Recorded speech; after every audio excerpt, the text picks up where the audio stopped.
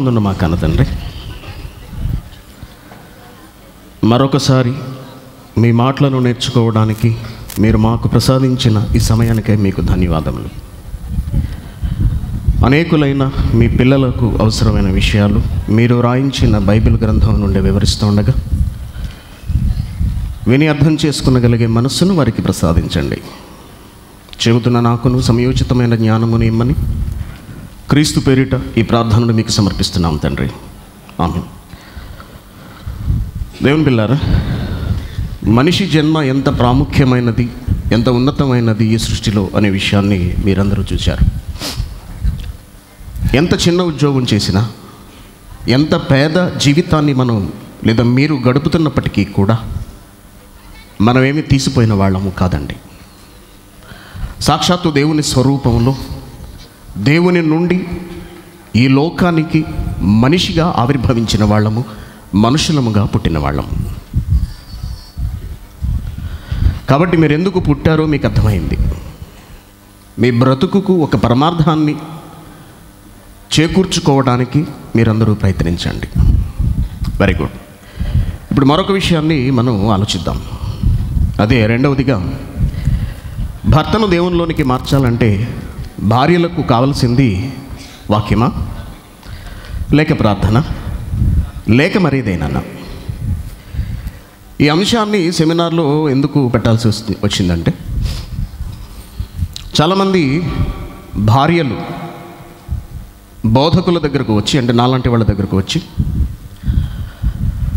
మా ఆయన ఎంత చెప్పినా దేవునిలోకి మారట్లేదండి, చర్చికి రావట్లేదు, మమ్మల్ని కొడుతున్నాడు, నన్ను తిడుతున్నాడు, కుటుంబాన్ని పట్టించుకోవట్లేదు, ఎప్పుడు చూసినా తాగి తిరుగుతూ ఉంటాడు, రోడ్లా ఉంటా, ఎంతసేపు నా ఫలితం లేకపోతుందండి, మీరు కొంచెం ప్రార్థన చేయండి. ఇది ఇంచుమించు సగభాగం మంది కంటే ఎక్కువ మంది స్త్రీలు ఎదుర్కొంటున్న సమస్య. దీనికి ఒక పరిష్కారాన్ని కావాలి మనకు. ఎందుకంటే స్త్రీలు దేవుని కుటుంబంలో, అనగా భూమి మీద ఉన్న ఈ దేవుని కుటుంబంలో ప్రాముఖ్యమైన వారు. అనగా భూమి మీద ఉన్న మానవుల కుటుంబాలలో సగభాగము, ప్రపంచ జనాభాలో దాదాపు సగభాగము.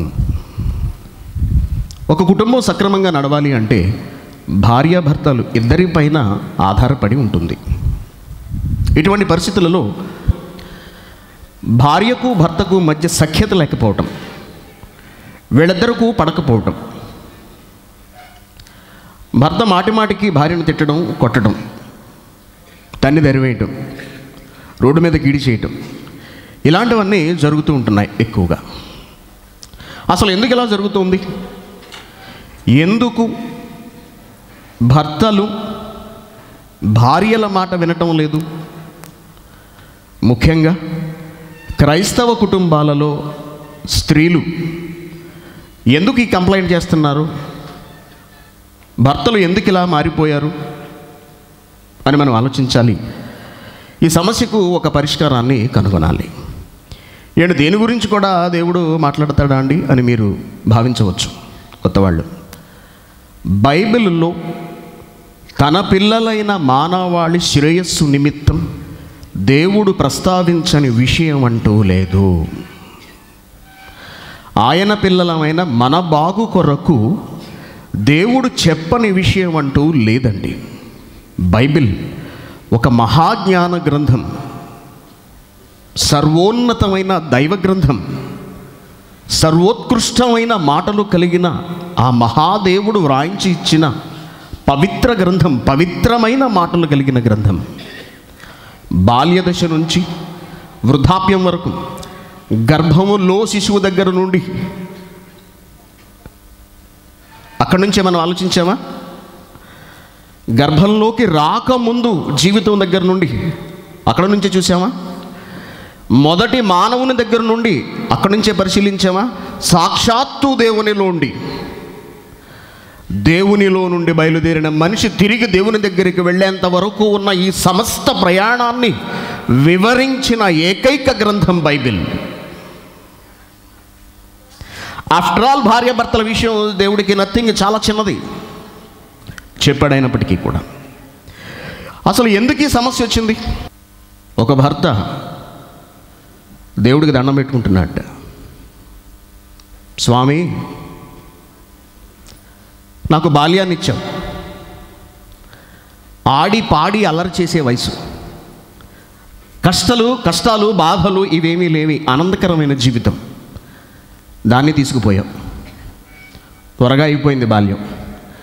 తర్వాత యవ్వనాన్ని ఇచ్చావు, తుళ్ళింతలు కేరింతలతో కూడిన జీవితం, ఓ ఆనందం, ఉరకలేసే వయసు, ఎటు చూసినా అందంగా ఆహ్లాదంగా కనపడుతుంది కంటికి. ఎవరు మాట్లాడినా, ఎవరు ఏం మాట్లాడినా ఓ సంతోషకరమైన జీవితం, యవ్వనం అనేది. దాన్ని కొంతకాలం తర్వాత తీసుకుపోయావు. ఇలా ఇచ్చినవన్నీ తీసేసుకుంటున్నావు. కొంతకాలం తర్వాత భార్యనిచ్చావు, ఇచ్చి చాలా కాలం అయింది, మర్చిపోయావు.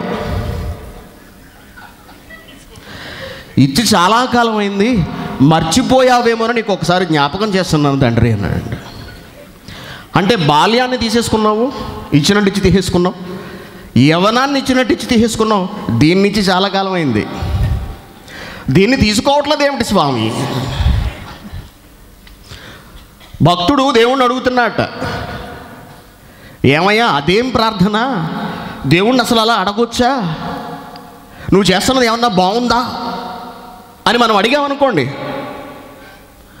మొహం సీరియస్గా పెట్టి ప్రసంగి గ్రంథం 7వ అధ్యాయము,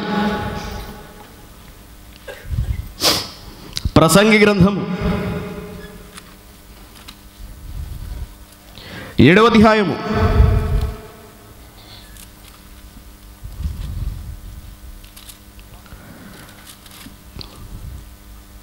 28వ వచనం. అదేదనగా 1000 మంది పురుషులలో నా భార్యను ఎందుకు తీసుకెళ్ళలేదు అని దేవుణ్ణి అడుగుతున్నందుకు నీకు కోపం వచ్చింది కదా? వచ్చింది. అదేం ప్రశ్న అన్నావు కదా? అన్నావు. మా ఆమెను కొడుతున్నాను లేదా తిడుతున్నాను నీకు బాధగా ఉంది కదా? అవును. నీకు అసలు విషయం తెలుసా ఏంటి? 1000 మంది పురుషులలో 1000 మంది పురుషులలో నేను ఒకరిని చూశాను కానీ అంతమంది స్త్రీలలో ఎంతమంది స్త్రీలున్నా ఒకరిని చూడలేదు, అలాంటి దాన్ని మాత్రం చూడలేదు. నీకేం తెలుసు అంటాడు. నీకేం తెలుసయ్యా? పెనం మీద కాలేవాడికి తెలుస్తుందా బాధ ఏంటో? ఏమిటట ఇంతకని? అంతమంది పురుషులలో చదవండి. 1000 మంది పురుషులలో నేను ఒకరిని చూచితిని గాని. ఒకడున్నాడేమో అలాంటోడు, చెడ్డవాడు ఒకడున్నాడేమో. అంతమంది స్త్రీలు, ఎంతమంది ఆడోళ్ళని చూసినా ఒకరిని చూడలేదు. ఇలాంటిది నాకు ఇంతవరకు దొరకలేదు అసలు అంటాడు. ఎందుకు ఆ స్థితికి వెళ్ళిపోయాడు? అమ్మ బాబోయ్, మీకేం తెలుసండి, నీకు పెళ్ళయిందా అంటాడు. ఆడు ఆత్మహత్య చేసుకున్నవాడు అదృష్టవంతుడు, పెళ్లి చేసుకోకుండా ఆత్మహత్య చేసుకున్నవాడు అదృష్టవంతుడు అయిపోయాడు. పెళ్లి చేసుకుని నేను ప్రతిరోజు చావాల్సి వస్తుందండి, మీకేం తెలుసు అసలు? ఎవరి చేతిలో చావాల్సి వస్తుంది? భార్య చేతిలో. ఏమండి మీ ఆవిడ నోట్లోంచి మాటే రాదు అసలు. బయట వాళ్ళు ఉన్నప్పుడు నోట్లోంచి మాట రాదు. బయట వాళ్ళు ఉన్నప్పుడు, బయట ఎవరన్నా ఉంటే తల దించుకుని ఉంటుంది నా భార్య, వంచిన తల ఎత్తది అసలు. వాళ్ళు వెళ్ళిన తర్వాత చూడాలి. జీవితాంతం ఆవిడ ముందు నేను తల దించుకుని బ్రతుకుతున్నానండి.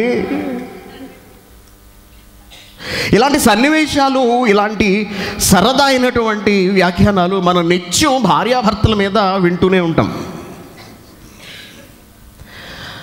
ఎందుకో భార్య అనగానే పెళ్ళి కాక ముందు ఆ స్త్రీ మీద ఎంత ప్రేమ ఉన్నప్పటికీ కూడా పెళ్ళైన తర్వాత ప్రేమ తగ్గిపోతుందటండి. గతంలో చెప్పాను ఒకసారి, ఒక అమ్మాయి అబ్బాయి ప్రేమించుకుంటున్నారట. చక్కగా అలా షికారులు తిరగాలని ఉంది. అలా తిరగటానికి 350cc ఎన్ఫీల్డ్ కొన్నాడటండి motor cycle. 350cc Enfield sound ఎలా వస్తుందో మీకు తెలుసు కదా, పెద్ద సౌండ్ వస్తుంటుంది. ఆ అమ్మాయిని ఎక్కించుకుని తిరుగుతుంటే అమ్మగారు వెనకాల కూర్చుని చెవిలో గుసగుసలాడుతుంటారు కదండి, బండి నడుపుతున్నంతసేపు వయ్యారంగా. ఇవి ఆ కుర్రాడికి పాపం వినిపించట్లేదండి. ఛీ అని చెప్పి ఆ బండి అమ్మేసి హోండా యాక్టివియా అంటే సౌండ్ రాని ఒక చిన్న బండిని కొనుక్కుని ఇద్దరు కొన్ని సంవత్సరాల పాటు హాయిగా షికార్లు తిరిగారు. తర్వాత పెళ్లి చేసుకున్నాడు. అదే అమ్మాయిని పెళ్లి చేసుకున్నాడు. సంవత్సరం తిరిగే నాటికి హోండా యాక్టివియా అమ్మేసి ఎన్ఫీల్డ్ 500cc కొనుక్కున్నాడటండి. కారణం ఏంటంటే మీకు అర్థమైంటుంది. పెళ్లి కాకముందు ఎంతో మధురంగా, కమ్మగా, మత్తుగా వినబడిన ఆ మాటలు పెళ్ళైన తర్వాత ఎలా వినపడుతున్నాయంటే అబ్బా కర్ణ కఠోరం. మాట్లాడుకు నువ్వు, అసలు నోరు విప్పకు నువ్వు. అప్పుడు గంటలు మాట్లాడితే మరి ఎలా విన్నారో. అప్పుడు నేను మాట్లాడలేదని, నేను ఫోను తీయట్లేదని మా ఇంటి చుట్టూ 10 సార్లు తిరిగారు కదా, ఇప్పుడు ఎందుకు లేదు ఆ ప్రేమ? ఆడవాళ్ళ డైలాగ్స్ అన్నీ మనకు తెలుసు, కుటుంబంలో ఎలాంటి మాటలు వస్తుంటాయో. దేవుని పిల్లలారా, ఎందుకు పరిస్థితి మారింది? పెళ్ళికి ముందు చిలక పలుకుల్లా వినిపించాయి, పెళ్ళైన తర్వాత రాకాసి అరుపుల్లా వినపడుతున్నాయి, రాక్షసి బల్లి అరుపుల్లా. ఇంటికి వెళ్ళాలంటే భయం. బయటే అల్లా తిరిగి కొంతమంది భర్తలు ఆ బాధ తట్టుకోలేక శుభ్రంగా తాగేసి పడుకునే టయానికి ఇంటికి వెళ్తారు. వెళ్ళేటప్పటికి వచ్చావా అంటే వీడు గబగబ మొత్తినేసి పడుకుని పోతాడు. తెల్లవారుడు లేవడం గబగబ బట్టలు వేసుకోవడం, వెనక నుంచి సౌండ్ స్పీకర్లు వినపడుతుంటాయి, పెద్ద తిట్లు, అరుపులు, కేకలు, గబగబ బట్టలు వేసుకుని బయటికి వెళ్ళిపోతాడు. ఇవన్నీ ప్రతి కుటుంబంలోనూ అనునిత్యము మనం చూస్తున్నవే. ఎందుకు పరిస్థితి ఇలాగైపోయింది? భార్యను అడిగితే భర్త నన్ను పట్టించుకోవట్లేదు, నన్ను ప్రేమించట్లేదు, కుటుంబాన్ని సరిగ్గా పట్టించుకోవట్లేదు ఉంటుంది. భర్తను అడిగితే భర్త అంటున్నాడు నీకేం తెలుసయ్యా, అసలు ఎలాంటిదో నీకేం తెలుసు అని భర్త అంటాడు. అసలు సమస్య ఎక్కడుంది? నేను పుట్టిందే నీ కోసం, నువ్వు పుట్టిందే నా కోసం అని చెప్పిన వాడు కాస్త కత్తి తీసుకుని పీక నరికేస్తున్నాడు అంతే. ప్రేమించి పెళ్లి చేసుకున్న అమ్మాయిని చంపేస్తున్నారు తట్టుకోలేక కొంతమంది పురుషులు. ఎక్కడుంది అసలు సమస్య? అసలు భార్యని ఎందుకు ఇచ్చినట్టు? పెళ్లి కాకముందు నువ్వు లేకపోతే నేను ఉండలేను, పెళ్ళైన తర్వాత నువ్వు నాతో ఉంటే నేను బతకం చచ్చిపోతాను. పెళ్లి కాకముందు నువ్వు నా కోసమే పుట్టావు, పెళ్ళైన తర్వాత నువ్వు నన్ను కాల్చుకు తింటాకే పుట్టావు. దేవుని పిల్లలారా, ఇటు భర్తకు కానీ అటు భార్యకు కానీ కుటుంబ వ్యవస్థ యొక్క ఉద్దేశ్యం అర్థం కాలేదండి. భర్తకు భార్యనివ్వటంలో, భార్యగా భర్తకు ఆమెనివ్వటంలో దేవుని ఆలోచన, దేవుని ప్రణాళిక ఇటు స్త్రీ కానీ పురుషుడు కానీ అర్థం చేసుకోలేకపోయారు. ఈ సారాంశాన్ని అంతటినీ మనం ఈ లోకంలో జరుగుతున్న మాటలన్నింటినీ కూడా మనం పరిశీలించినట్లయితే అధిక శాతం భార్యలదే తప్పు అని లేడీస్ మన పురుషులు అంటుంటారు. మాది కాదు తప్పు, మగాళ్ళదే తప్పు అని భర్తలు వీళ్ళు అంటుంటారు, అటు వర్గం ఇటు వర్గం వాళ్ళు. కాబట్టి ఇద్దరినీ కాకుండా దేవుణ్ణి అడుగుదాం. మనం అసలు దేవుడి దగ్గరకు వెళదాం. ఎందుకంటే స్త్రీని చేసింది దేవుడు, కుటుంబ వ్యవస్థను నిర్మించింది దేవుడు. అసలు ఎందుకు ఇచ్చాడు భార్య? ఎందుకు వివాహం చేసుకోవాలి? వివాహ వ్యవస్థ ఎలా కొనసాగాలి? ఇవన్నీ దేవుడే చెప్పాలి. కాబట్టి ఒక్కసారి మనం దేవుని దగ్గరికి వెళదాం. స్త్రీ మనస్తత్వం, స్త్రీ ప్రవర్తన, స్త్రీ విధానం ప్రారంభం నుంచి అసలు ఎలా ఉంది? చాలా సీరియస్గా చూస్తున్నారు ఆడవాళ్ళందరూ. ఆదికాండం 2వ అధ్యాయం, ఆదికాండము 2వ అధ్యాయం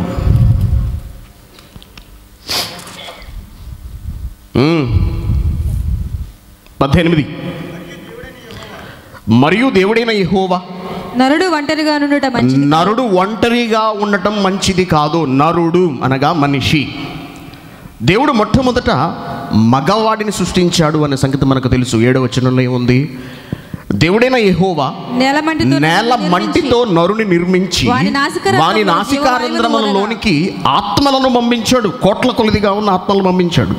జీవవాయువును ఊతగా నరుడు జీవాత్మాయను అన్నాడు దేవుడు. పురుషుడు ఒక్కడే ఉన్నాడు, స్త్రీ లేదు. చాలా పనిచ్చాడు పురుషునికి దేవుడు.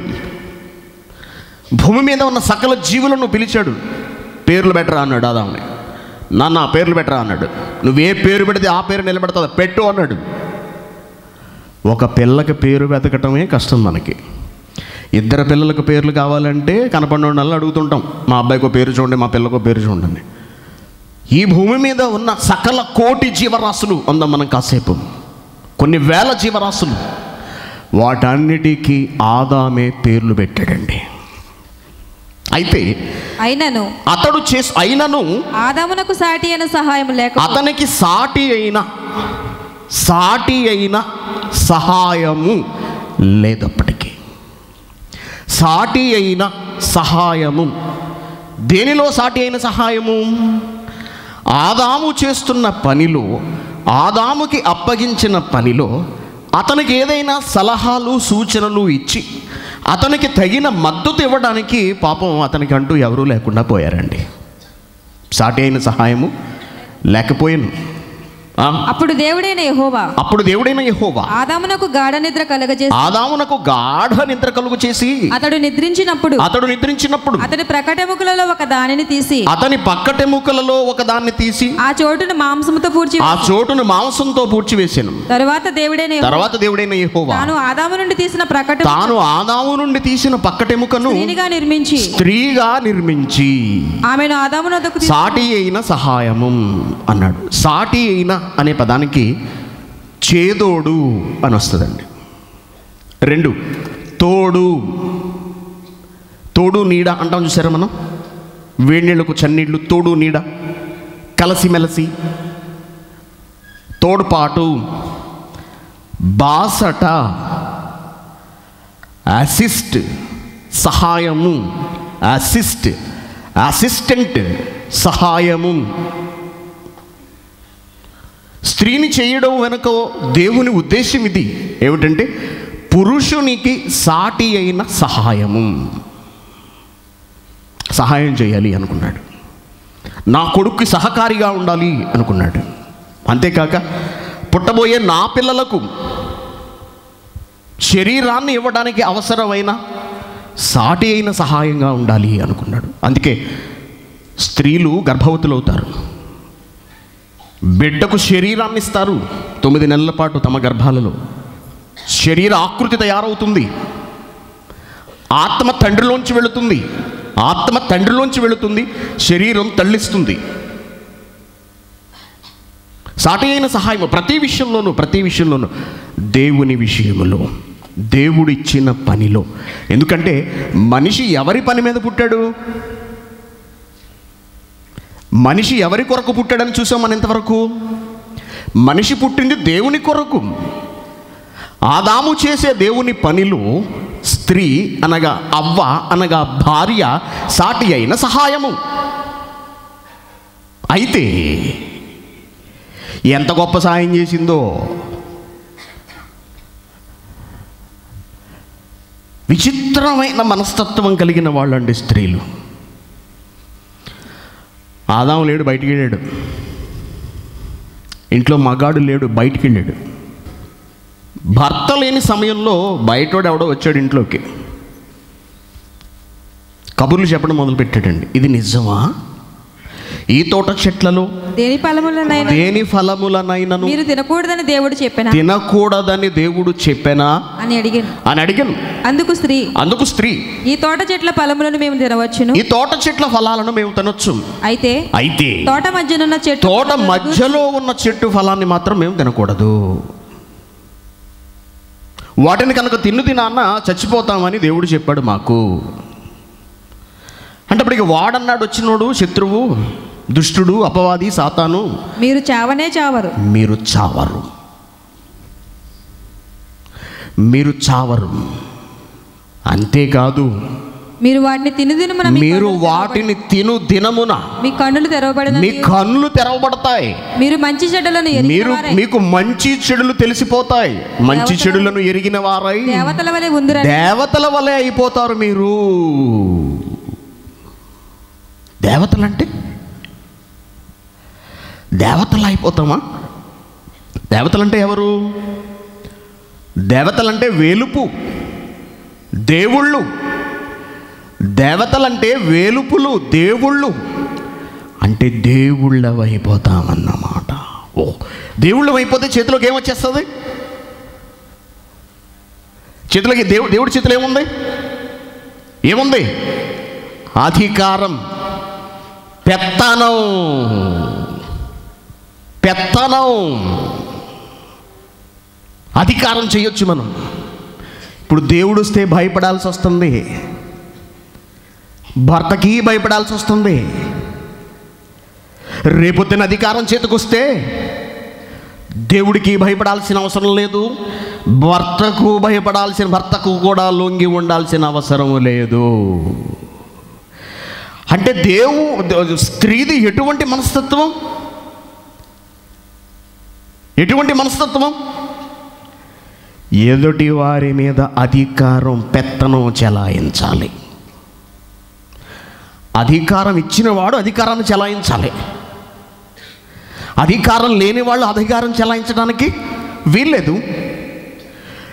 నిన్ను భర్తకు అధికారిగా ఉంచాడా? నిన్ను భర్తకు సహకారిగా ఉంచాడా? సహకారిగా ఉంచిన వాళ్ళు ఎలా బ్రతకాలి? సహకారిగా. నువ్వు అసిస్టెంట్ మేనేజర్ అనుకో. అసిస్టెంట్ మేనేజర్ అయితే అసిస్టెంట్ మేనేజర్ అని నీకు రాసి అక్కడ నీకు ఒక కుర్చీ, నీకు ఒక టేబుల్ వేస్తారు. మరి మేనేజర్ ఏడి? పక్క సీట్లో ఉన్నాడు వాడు, పక్క క్యాబిన్లో. వాడు పిలిచాడు, నువ్వు వెళ్ళాలి. పని అప్పగిస్తాడు, నువ్వు పని చెయ్యాలి. వాడి మాట నేనేదేంటి గాడుకుంటూ నేను అసిస్టెంట్ మేనేజర్ అంటే నీకన్నా పై ఉన్న వాడికి నువ్వు లొంగి ఉండాలి. దేవుడు సాటి అయిన అధికారముగా ఆదాముపై ఇవ్వలేదు. సాటి అయిన సహాయము, అసిస్ట్, నువ్వు సహకరించాలి ఆయనకు. ఈ విషయంలో చేసే అద్భుతమైన సహకారం ఏమిటి? ఇదిగో, నేను లేనప్పుడు ఒకవేళ వాడు వస్తే నిన్ను మోసగించే ప్రయత్నం చేస్తే అక్కడే చీపురు కట్ట తిరగేసుకొట్టు. వాడి మాట వినకు, వాడి మాట వినకు. అర్థమైందా? చెప్పాడు దేవుడు, ఆ పండు తినొద్దని చెప్పాడు దేవుడు, ఆ పండు తినకూడదని చెప్పాడు దేవుడు. ఆ పండు తినొద్దన్నాడు కాబట్టి మనం తినకూడదు. అతని మాట విని ఉండే, ఆదాము మాట విని ఉంటే ఆదాముకు లోబడినట్టు అవుతుందా? ఆదాముకు లోబడనట్టు అవుతుందా? ఏమండి? పండు తినవద్దని చెప్పాడు కదా, పండు తినకుండా ఉంటే ఆదాము చెప్పిన మాటకు లోబడినట్ట, లోబడనట్ట? లోబడినట్టు. కానీ తినేసింది అంటే ఏం చేసింది? ఆదాము మాటను ధిక్కరించింది. అంటే ఆడవాళ్ళు మాట ధిక్కరించే రకమా? ఎవరి మాటను ధిక్కరిస్తారు? ఎవరి మాటను ధిక్కరిస్తారండి? ఎవరి మాటను ధిక్కరిస్తారు? ఇదేదో నా ప్రాణం మీదకి వచ్చేలా ఉంది వీళ్ళ. ఎవరి మాటను ధిక్కరిస్తారు? ఎవరి మాటనైనా సరే ధిక్కరిస్తారు. ఎవరి మాటగా చెప్పాడు ఆదాము? ఎవరి మాట అవ్వకు తెలుసు? దేవుడు చెప్పిన మాట అవ్వకు తెలుసు.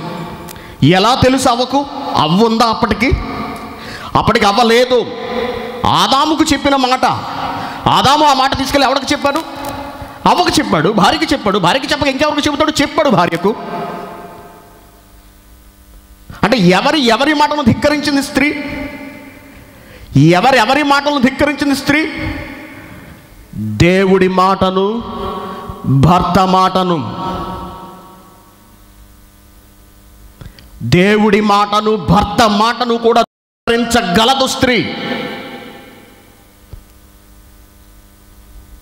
పెత్తనం కావాలి, అధికారం కావాలి, భర్త లోబడి ఉండాలి. భర్త లోబడి ఉండాలి. ఎందుకే పిల్లలు పట్టుకు అలా కొడుతున్నావు, గొడ్డుని బాదులట్టు బాగుతున్నావు కదా. ఈగేం తెలుసు అంటాడు. ఈగేం తెలుసు అంటే ఏదో జరుగుతోందన్నమాట. ఇంట్లో ఏదో జరుగుతోంది. ఏమిటది? గృహహింస. సాధారణంగా భర్తలు భార్యలను కొట్టేస్తున్నారని చెప్పి ప్రభుత్వం ఒక చట్టాన్ని చేసింది, గృహహింసా చట్టం. పొరపాటున భర్త ఎవడైనా కనుక భార్యను కొడితే ఇమీడియట్గా క్షణాల్లో తీసుకెళ్ళి లోపలేసేసి చితక కొట్టేయండి వాడిని. భర్త కొట్టేంత వరకు వచ్చాడంటే అసలు లోపల ఏం జరిగిందని, ఆపవే నీకు దండం పెడతాను, నా బుర్ర తినకే తల్లి. ఎదిరించడం మాటను, లోబడకపోవటం మాటకు, భర్త మాటకు, ధిక్కరించడం భర్త మాటను. మరొక అద్భుతమైన స్త్రీని మనం చూడాలి ఈ సందర్భంలో. ఎందుకంటే అసలు ఈ సమస్య ఎందుకు వచ్చిందన్నది మనకు అర్థం కావాలి. స్త్రీ మనస్తత్వాన్ని పరిశీలించాలి. దేవుడు ఎటువంటి విషయాలు చెబుతున్నాడన్నది మనం ఆలోచించాలి. Very good. లూకా సువార్త. బైబిల్ తీరా తీస్తున్నారా? లూకా సువార్త 17వ అధ్యాయము. అనవసరంగా వచ్చాము ఇక్కడికి. ఇంకెప్పుడు సెమినార్ పెట్టినా మేము రాంబాబు, మా సంగతి మొత్తం బయటపడిపోతుంది నెమ్మదిగాను.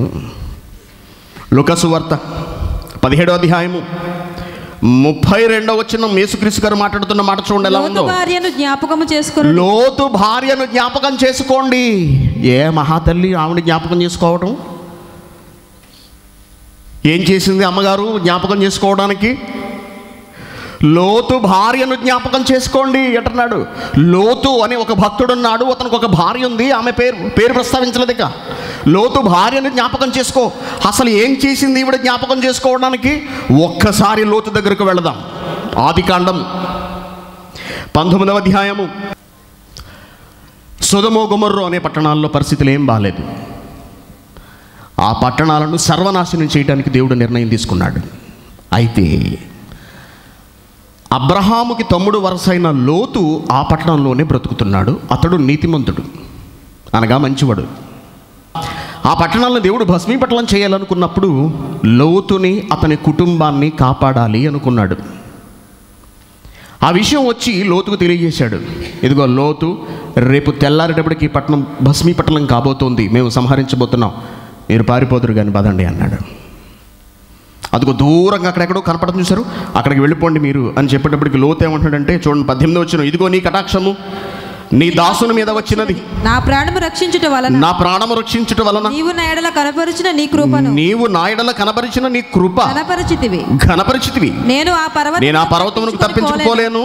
ఈ కీడు నాకు సంభవించి నేను అక్కడికి వెళ్ళే లోపే చచ్చిపోతానేమో.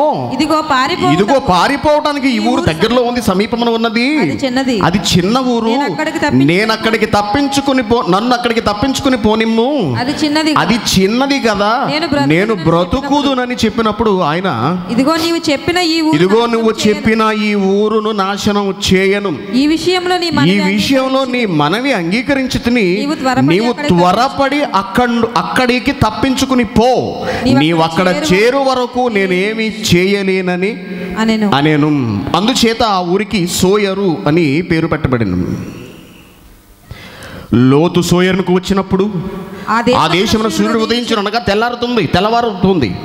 అప్పుడు యెహోవా సొదొమ మీదను గొమొర్రా మీదను యెహోవా యొద్ద నుండి గంధకమును అగ్నిని ఆకాశము నుండి కురిపించి ఆ పట్టణములను ఆ పట్టణమును అంతటిని పట్టణములో నివసించు వారిని అందరినీ నేల మొలకలను నాశనము చేసెను. అయితే లోతు భార్య వెనుకకు తిరిగి చూసి ఉప్పు స్తంభమాయను. 17వ వచనం. ఆ దూతలు వారిని వెలుపలికి తీసుకువచ్చిన తర్వాత పారిపోక ముందు ఏం జరిగిందో, వారిని వెలుపలికి తీసుకువచ్చిన తర్వాత ఆయన నీ ప్రాణము దక్కించుకున్నట్లు పారిపోండి మీరందరూ. లోతు నీ భార్యను నీ పిల్లల్ని తీసుకుని నువ్వు పారిపో. నీ వెనుక చూడకు. వెనక్కి తిరిగి చూడడానికి వీల్లేదు. వెనుకకు తిరిగి చూడడానికి వీల్లేదు. వెనక్కి తిరిగి చూడడానికి వీల్లేదు. పారిపోండి. కరెక్ట్గా చెప్పాడండి. అమ్మగారు పారిపోతూ పారిపోతూ పారిపోతూ వెనక్కి తిరిగింది ఇలా. కారణం ఏంటో తెలుసా?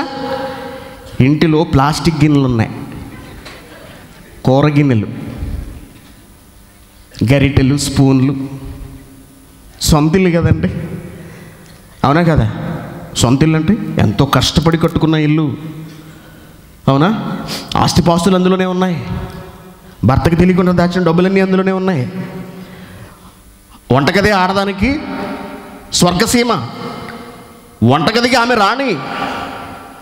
అంతా అక్కడే ఉండేటప్పటికి పారిపోమన్నాడు దేవుడు. ప్రాణం దక్కాలి అంటే పారిపోవాలి. పైగా కండిషన్ ఏం పెట్టాడు? నువ్వు వెనక్కి తిరగడానికి వీల్లేదు. ఏం చేసిందండి? వెనుకకు తిరిగి ఉప్పు స్తంభం. ఎవరి మాటను ధిక్కరించిందండి? ఎవరి మాటను ధిక్కరించిందండి? దేవుడి మాటను. ఆఫ్టర్ ఆల్ భర్త ఎంత? మేము దేవుని మాటనే ధిక్కరిస్తాం. ఆఫ్టర్ ఆల్ భర్త. నా కాళ్ళ కాడ పడి ఉండాలి నా భర్త, నేను చెప్పింది వినాలి నా భర్త, నా కనుసన్నలలో ఉండాలి నా భర్త, నేను గీసిన గీత దాటకూడదు నా భర్త. మేమెవరమో తెలుసా? ఏంటి మాతో పెట్టుకుంటున్నారా? రాచి రంపన పెట్టేస్తాం అంతే. మేము ఎవరమనుకుంటున్నారు? దేవుణ్ణే ధిక్కరించిన వాళ్ళం. చూసారా, ఎక్కడో ఉంది మూలం.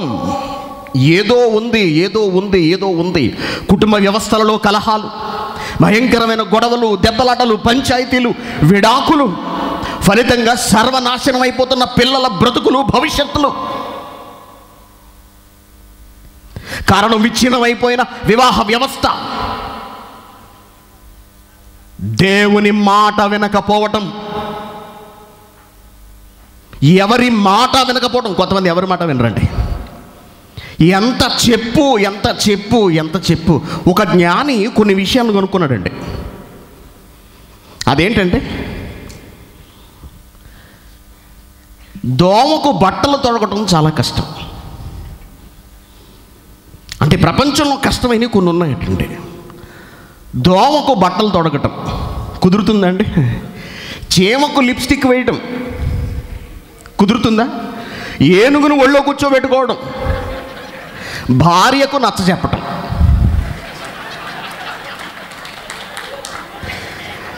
ఏనుగును ఒళ్ళో కూర్చోబెట్టుకోవడం ఎంత కష్టమో, చీమకు లిప్స్టిక్ వేయడం ఎంత కష్టమో, భార్యకు నచ్చ చెప్పడం అంత కష్టమటండి. ఆలోచించండి.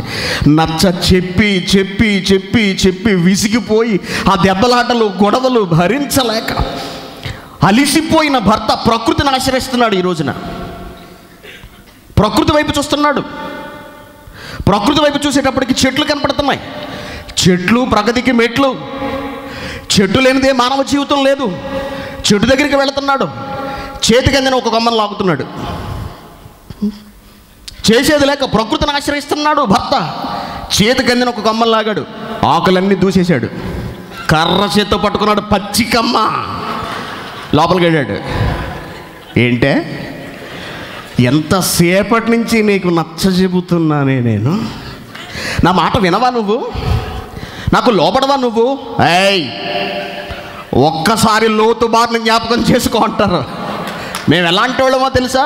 లోతు భార్యను జ్ఞాపకం చేసుకో, ఆదాము భార్యను జ్ఞాపకం చేసుకో. మరొక ఆవిడ ఉంది తెలుసా మాకు లిస్టులోను? ఆదికాండము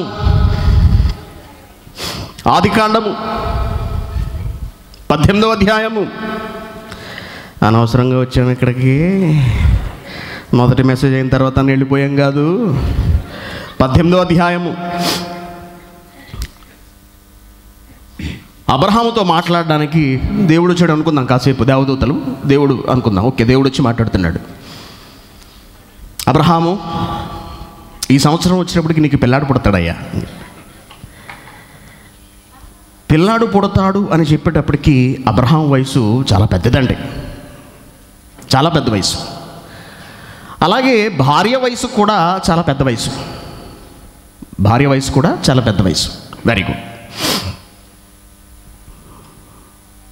10వ వచనం. అందుకైన మీదటికి ఈ కాలమున మళ్ళీ సంవత్సరం ఈ కాలానికి నేను వస్తాను నీ దగ్గరికి, నేను ఖచ్చితంగా నీ దగ్గరికి వస్తానయ్యా అబ్రహాము. అప్పుడు నీ భార్య అయిన శారాకు కుమారుడు కలుగునని, పండంటి మగపిల్లాడు పుడతాడయ్యా అబ్రహాము అన్నాడు. శారా ఆయన వెనుక నుండి గుడారపు ద్వారమందు వినుచుండెను. ఇంట్లో కట్టెన ఉంటుంది కదండి, కట్టెన లోపల నుండి వింటుంటారు ఆడోళ్ళ సిడి ఏం మాట్లాడుతున్నాడా అని. భర్తతో మాట్లాడడానికి ఎవరైనా వచ్చారనుకోండి, ప్రత్యేకించి భర్త తరపుళ్ళు వచ్చారనుకోండి, ఆస్తుల పంపకాల మ్యాటర్ జరుగుతుంది ప్రస్తుతానికి.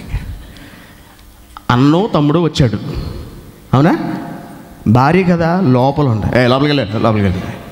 లోపలికి వెళ్ళిపోలేదండి, కట్టిన అవతల ఉంది, చెవి ఇక్కడ ఉంది లాగా. అబ్రహాము మాట్లాడుతున్నప్పుడు శారాయి వెంటుంది. ఎంత మాట అన్నావు ప్రభువా, నా జీవితం ధన్యమైపోయింది. నా గర్భాన పుట్టకపోయినా నేను గర్భవతిని అవుతాను అనే మాటే నాకు ఆనందాన్ని రప్పిస్తుంది. ఆనంద భాష్పాలు నాకు ఉబికి వస్తున్నాయి. కారణం ఏంటో తెలుసా? లోకమంతా నన్ను గొడ్డరు నిందిస్తుంది, కానీ నువ్వు నా కడుపు పండిస్తానన్నావు. ఎంత మాట అన్నావు మహానుభావుడా అని ఆనందపడలేదండి.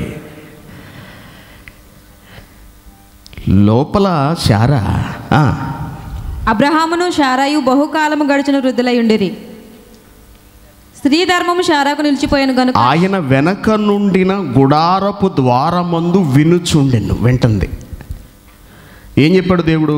నెక్స్ట్ ఇయర్కి శారాకి పిల్లడు పుడతాడయ్యా అని చెప్పాడు. శారా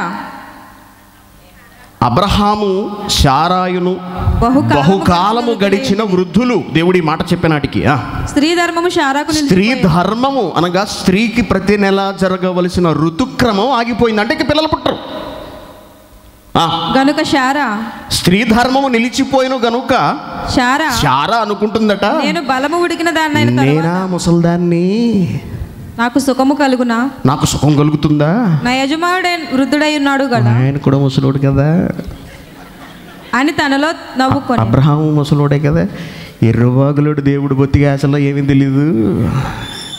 ముసలిదానైనా నేను బలము ఉడికిన దాన్ని తర్వాత నా భర్త వృద్ధుడై ఉన్నాడు కదా అని తనలో తాను హేళనగా నవ్వుకుందటండి.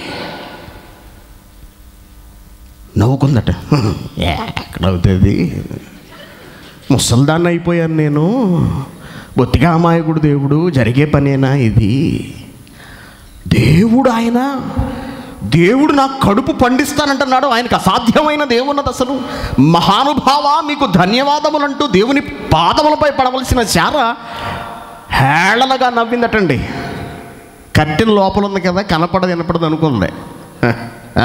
అంతటా దేవుడైన యెహోవా అబ్రహాముతో వృద్ధురాలు, చూసావా నీ భార్య ఎలా నవ్వుతుందో, చూసావా ఎలా నవ్వుతుందో లోపల నుంచి, వృద్ధురాలనైనా నేను నిశ్చయముగా ప్రసవించేదనా అని శారా నవ్వనేలా. ఎందుకు నవ్వుతుంది? యెహోవాకు అసాధ్యమైనది అసలు ఏమైనా ఉందా? నేను తలుచుకుంటే కానిదంటూ ఏమైనా ఉందా అబ్రహాము? అంత చేతకాని వాడినా నేను, అంటే నేను ఒక మాట అంటే దాన్ని నెరవేర్చగలనో లేదో తెలియకుండానే నేను మాట అనేసేవాడినా? అర్థం కాలేదా శారాకి? మీదటికి ఈ నిర్ణయ కాలమందు నీ యొద్దకు తిరిగి వచ్చేదను. అప్పుడు శారాకు కుమారుడు కలుగుననెను. శారా ఈ మాటలకు భయపడి పరిగెత్తుకుంటూ వచ్చి దేవుడి కాళ్ళ మీద పడిపోయి, మహానుభావా నన్ను క్షమించండి, నేను నవ్వలేదని అనలేదు. నన్ను క్షమించమని అనలేదు, నేను అవ్వలేదు, నేను అవ్వలేదు అన్నాను కదా. ఆడవాళ్ళు పీకి కోసినా నిజం చెప్పరు. అవునా కదా? అవునా కదా? ఆడవాళ్ళు అవునా కదా? ఆడవాళ్ళు మాట్లాడతారు ఏంటండి? అవునా కదా? నిజం చెప్పండి, నిజం చెప్పండి, నిజం చెప్పండి, నిజం చెప్పండి. పీకి కోసిన ఆడద నిజం చెప్పదు. ఆడవాళ్ళ మాటలకు అర్థాలు వేరు. ఇక్కడ ఏమంటుందంటే దేవుడి దగ్గరికి వచ్చి నేను నవ్వలేదు అని చెప్పగా ఆయన మోషే నోరు నువ్వు నవ్వావు ఏంటి? దేవుడితోనే అబద్ధం.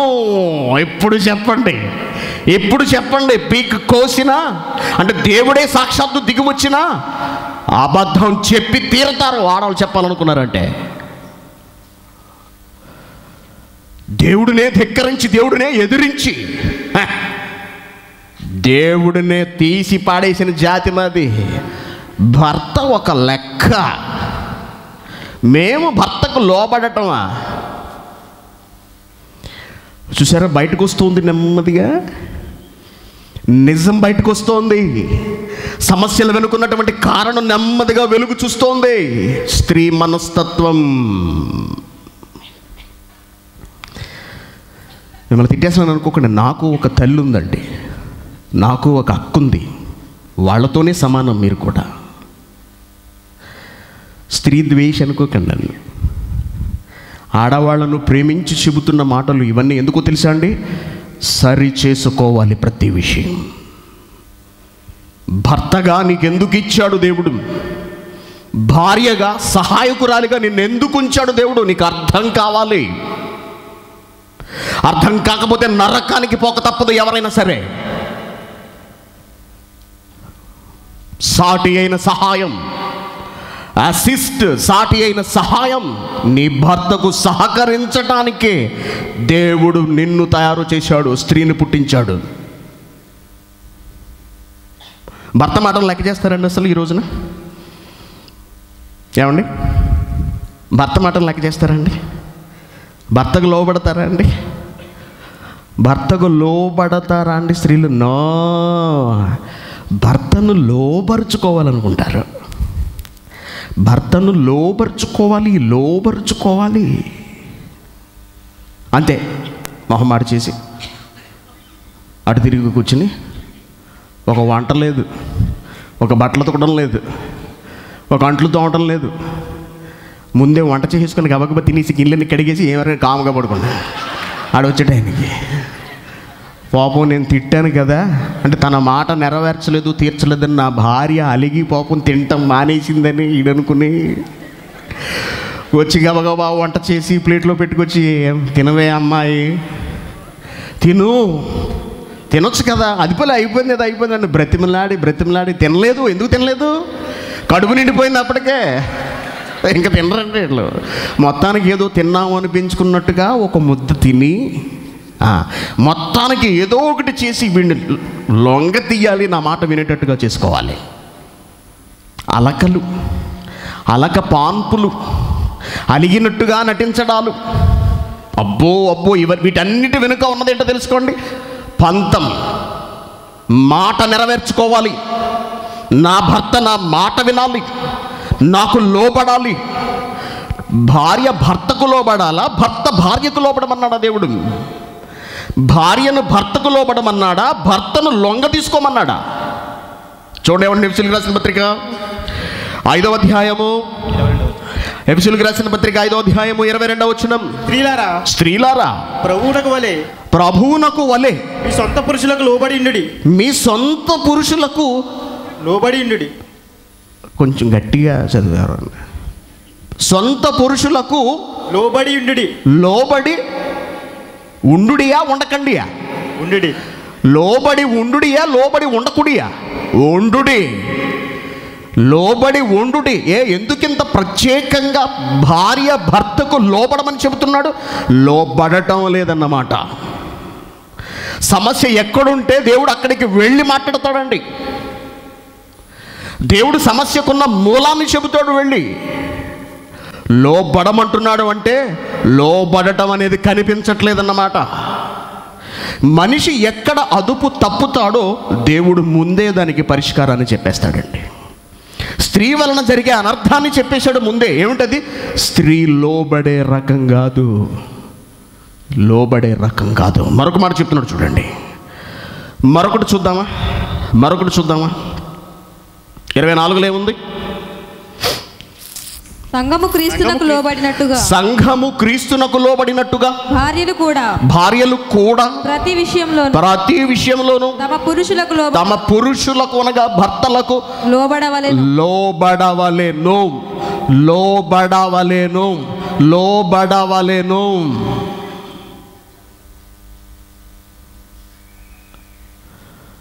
లోబడుతున్నావా?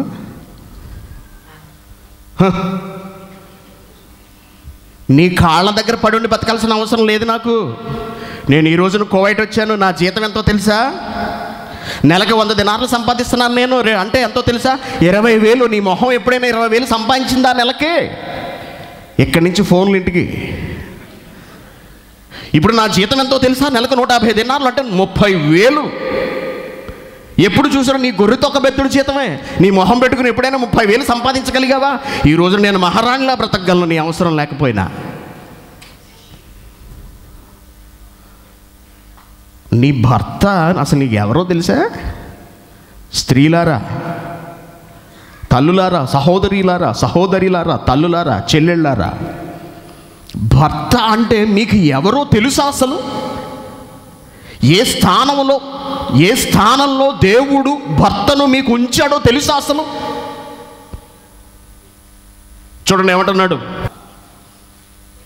కొరింథీయులకు రాసిన మొదటి పత్రిక 11వ అధ్యాయము 3వ వచనం. ప్రతి పురుషునికి శిరస్సు క్రీస్తు. ప్రతి పురుషుడికి అంటే నీ భర్తకు శిరస్సు ఎవరో తెలుసా? క్రీస్తు. స్త్రీకి శిరస్సు పురుషుడు. ఆడి గురించి మాకు చెప్పకండి. అమ్మ, నువ్వు ఎవరి గురించి మాట్లాడుతున్నావు? ఆడే ఎవరు? మా ఆయన. నీ భర్త గురించి నువ్వు మాట్లాడుతున్నావు. నీ నాలుక ఎలా ఉండాలో తెలుసా? నువ్వు ఎంత జాగ్రత్తగా మాట్లాడో తెలుసా? గౌరవం లేదా? చాలామంది భర్తల్ని పేరు పెట్టి పిలుస్తారు. అన్నయ్య రవి వస్తున్నాడు ఇవాళ. రవి ఎవరు అమ్మా? రవి ఎవరు అంటే మా ఆయన. నీకు గౌరవం లేదా? భర్తను గౌరవించడం చేత కదా? అసలు నీ భర్త నీకు ఎవరో తెలుసా? నీకు ఏమవుతాడో తెలుసా? చెప్తున్నాడు చూడండి చాలా జాగ్రత్తగా. ప్రతి పురుషునికి శిరస్సు క్రీస్తు. ప్రతి పురుషుడికి తల శిరస్సు ఎవరో తెలుసా అండి? యేసుక్రీస్తు. స్త్రీకి శిరస్సు పురుషుడనియు. స్త్రీకి శిరస్సు ఎవరో తెలుసా? నీ భర్త. క్రీస్తునకు శిరస్సు దేవుడని. క్రీస్తునకు శిరస్సు ఎవరో తెలుసా? దేవుడు, తండ్రి అయిన దేవుడు. మీరు తెలుసుకొనవాలి. పురుషునికి శిరస్సు యేసుక్రీస్తు అయితే యేసుక్రీస్తుకు శిరస్సు సాక్షాత్తు తండ్రి అయిన దేవుడు. స్త్రీకి శిరస్సు ఎవరు? నీ భర్త. నీ పురుషుడు, నీ భర్త. నీ భర్తను నువ్వు పేరు పెట్టి పిలిచి అవమానిస్తే ఎవరికి అవమానమో తెలుసా? నువ్వు దేవుణ్ణి అవమానిస్తున్నట్టు లెక్క.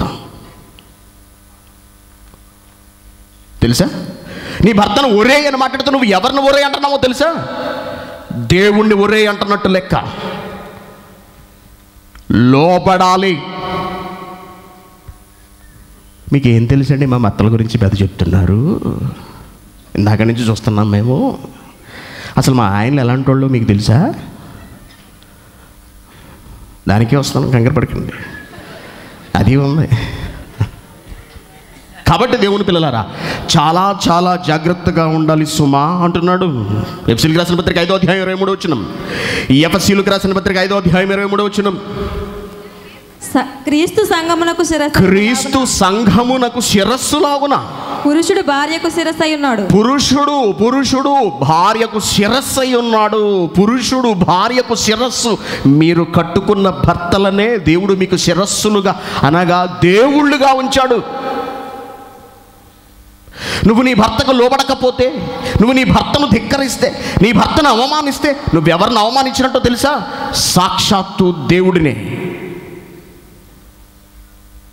ఎన్ని మాటలండి! అసలు ఎందుకు ఇష్టపడ్డండి భార్యను? ఎందుకు ఇష్టపడ్డ? సమస్య ఏంటి? భర్తలో ఉన్న సమస్య ఏంటి? ఏమండి, ఎందుకు ఇష్టపడ్డావు? ఎందుకు కొడుతున్నారు? ఎందుకు తిడుతున్నాడు? వాళ్ళు కొవ్వెక్కిందా భర్తకి? ఏంట్రా అసలు ఈ ప్రాబ్లం అంటే చెప్పు, నీ ప్రాబ్లం అంటే చెప్పు. నాకున్నది ఒక్కగానొక్క తెల్లండి, దాన్ని 2 కళ్ళతో చూడదండి. ఇది చూడలేదు అసలు.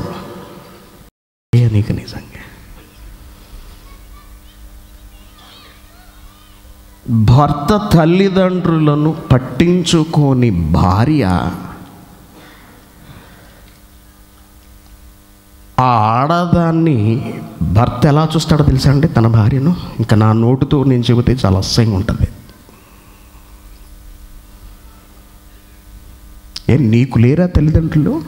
నీకో ఒక అమ్మ ఉందిగా. పుట్టింటోళ్ళు వచ్చారనుకోండి, ఓ మొహం వెలిగిపోతుంటుంది. చూసారు ఎప్పుడైనా? పుట్టింటోళ్ళు ఫోన్ చేసినా, పుట్టింటోళ్ళు ఎవరైనా వచ్చినా మొహం కలకల కలకల ఆడిపోతుంటుంది.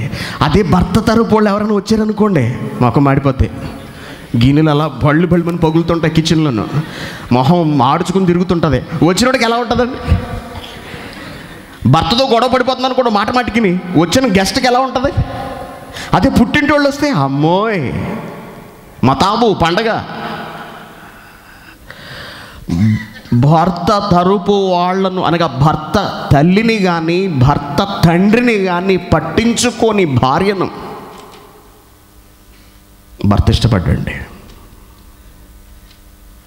భర్త ఇష్టపడడండి. భార్యలకు తెలియని విషయం ఇది.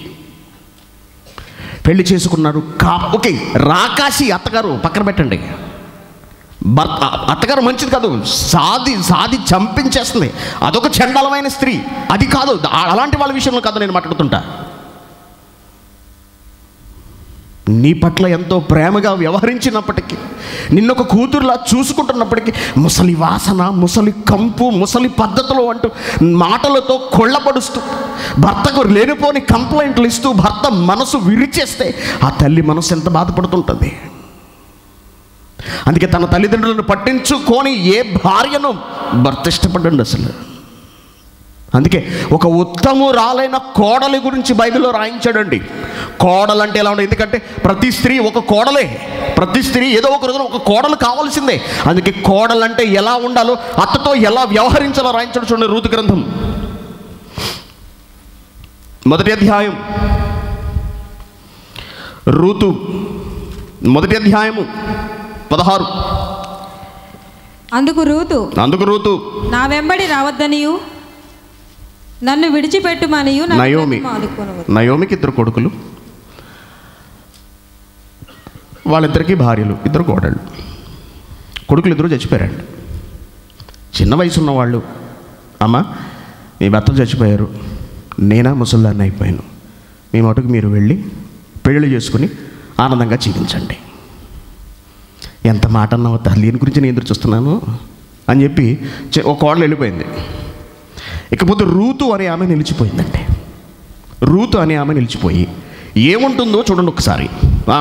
అందుకు రూతు నా వెంబడి రావద్దనియు నేను నీ కూడా వస్తానత్తా, నువ్వేమన్నా సరే కూడా రావద్దని మాత్రం నువ్వెంత మాత్రం అసలు నాతో చెప్పడానికి వీల్లేదు. నన్ను విడిచిపెట్టమని విడిచిపెట్టమనియు నన్ను బతిమాలుకొనవద్దు. నాతో అనకసలు నువ్వు నన్ను బ్రతిమలాడొద్దు. నీవు వెళ్ళు చోటికే నేను వచ్చేదను. నువ్వు వెళ్ళు చోటికే నేను వచ్చేదను. నీవు నివసించే చోటనే నేను. నువ్వెక్కడ నివసిస్తే నేను అక్కడే నివసిస్తాను.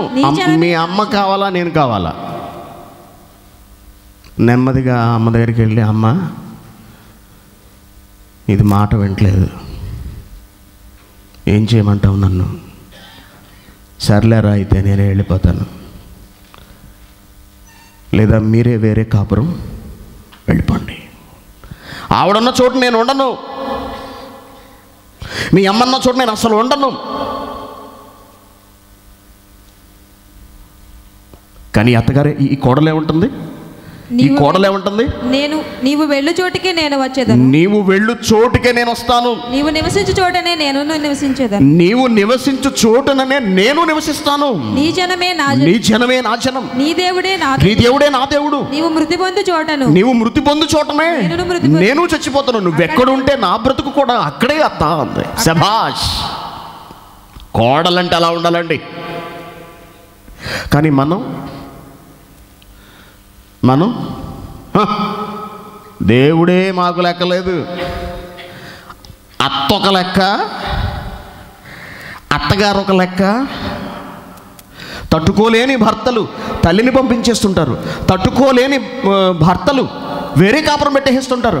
కానీ తట్టుకోలేక ఉన్న భర్తలు ప్రకృతిని ఆశ్రయిస్తుంటారు. ప్రకృతిని ఆశ్రయిస్తారు. కళ్ళు తెరిస్తే కనపడేవి చెట్లు. రా రా అని ఆహ్వానిస్తుంటాయి చెట్లు. రా, నీకే కొమ్మ కావాలో తీసుకో.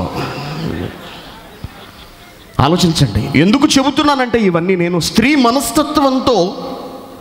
మనస్తత్వం పురుషుని మనస్తత్వంతో అనగా దేవుడు కల్పించిన ఉద్దేశంతో ఏకీభవించట్లేదు. ఏ విషయంలోనూ కూడా ఏకీభవించట్లేదు. అలా అని భయంకరంగా రాసి రంపన పెట్టి పట్టించుకొని భర్తలు లేరు అని నేను అనట్లేదు. ఉన్నారు, అలాంటి వాళ్ళు కూడా ఉన్నారు. కానీ అతి తక్కువ కేసెస్లో మాత్రం ఇవి మనం చూస్తాం. ఒక రూతును చూడండి, అత్తగారికి లోబడిన విధానం చూడండి. ఒకసారి ఎలా ప్రేమిస్తాడు, ఎలా ప్రేమించగలడు భార్యను. ఒక పక్కన తన తల్లినో తన తండ్రికో పట్టెడు అన్నం పెట్టేవాళ్ళు లేక వాళ్ళు బాధపడుతున్నప్పుడు నువ్వు టింగు రంగా అని తయారయ్యి భర్తతో కలిపి శుభ్రంగా షికారులు చేసి వస్తానంటే భర్తకు ఎలా ఉంటుంది? అసహించుకుంటాడు భర్త. చెయ్యి అనుకుంటాడు మనసులో. గత్యంతరం లేక విధి లేక ఎంతోమంది ఈ కేసెస్లో భార్యలతో ఉంటున్నారు. ఇష్టం లేకపోయినా సరే, పిల్లలు ఉన్నారు, పిల్లల బ్రతుకు పాడైపోతుందనే ఉద్దేశంతోనే ఉంటున్నారు తప్పించి భార్యను ఇష్టపడి మాత్రం కాదండి. అందుకే సుప్రీంకోర్టు ఒక అద్భుతమైన తీర్పు ఇచ్చిందండి ఈ మధ్య. అదేంటంటే సుప్రీంకోర్టు, భారతదేశ కోర్టు, అత్తమామలను పట్టించుకొని ఆడవాళ్లకు విడాకులు ఇచ్చేయొచ్చు భర్త. అత్తమామలను పట్టించుకొని భార్యకు విడాకులు ఇచ్చేయచ్చు, ఏమి నష్టం లేదు. అంటే పురుష సమాజం విసిగి వేసారిపోతుంది. పురుషుడు బయటికి చెప్పుకోడండి, అవునా? చిన్న గొడవ వచ్చిందనుకోండి, వెంటనే ఆడవాళ్ళు రోడ్డెక్కేస్తారంతే. లోపలికి వచ్చి మాట్లాడుకుందాం, లోపలికి రా అంటాడు. బాబోయ్ నేనున్నా నీ కొంపలను వెంటనే రోడ్డు ఏది ఉంటుంది పట్టుకొని రోడ్డు ఎక్కేస్తారండి. రోడ్డు మీద పెట్టేస్తారు పంచాయతీ. ఎవరికి అవమానం? భర్తకు అవమానం. భర్తకు అవమానం కదా? ఆలోచించండి ఒకసారి. దేవుని పిల్లలారా, బాధ పెట్టాలని చెప్పట్లేదండి స్త్రీలను, వాస్తవాలు చెబుతున్నాను, మారాలని. దేవుడు వ్రాయించిన నిజాలు, దేవుడు చెప్పిన నిజాలు, స్త్రీ మనస్తత్వాన్ని ప్రతిబింబిస్తున్నాడు దేవుడు తన మాటలలో. స్త్రీ మనస్తత్వాన్ని కళ్ళకు కట్టినట్టుగా చూపిస్తున్నాడు. లోబడని మనస్తత్వం, భర్తకు లొంగని మనస్తత్వం. కాబట్టి నువ్వు ఖచ్చితంగా లోబడవలసిందే చెప్తున్నాడు దేవుడు. పేతురు గారు రాసిన మొదటి పత్రిక 3వ అధ్యాయము 1వ వచనం, అటువలే స్త్రీలారా మీరు మీ స్వపురుషులకు లోబడి ఉండకండి. అందువలన అదేనా రాస్తుంది? అటువలే స్త్రీలారా మీరు మీ స్వపురుషులకు లోబడి ఉండండి అంటున్నాడు. లోబడి ఉండండి. ఎందుకు ఇన్నిసార్లు చెప్పాల్సి వస్తుంది? పేతురు గారు అదే మాట, పౌలు గారు అదే మాట. అంటే అప్పటి నుండే భర్తకు లోబడటం అనేది స్త్రీలలో లేదన్నమాట. ఇది ఎప్పటి నుంచి ఉంది? మొదటి మానవుల నుంచే స్త్రీలోకి ఈ జాడ్యం ప్రవేశించేసింది. అధికారం కావాలి, కుటుంబాన్నంతటి మీద తానే పెత్తనం చెలాయించాలి, బీరువా తాళాల బొట్లో తోసుకుని తిరుగుతుండాలి, ఇల్లంతా డబ్బులంతా నా చేతికి మించే వెళ్ళాలి, భర్త జీతం అంతా పట్టుకొచ్చి నా చేతిలోనే పెట్టాలి.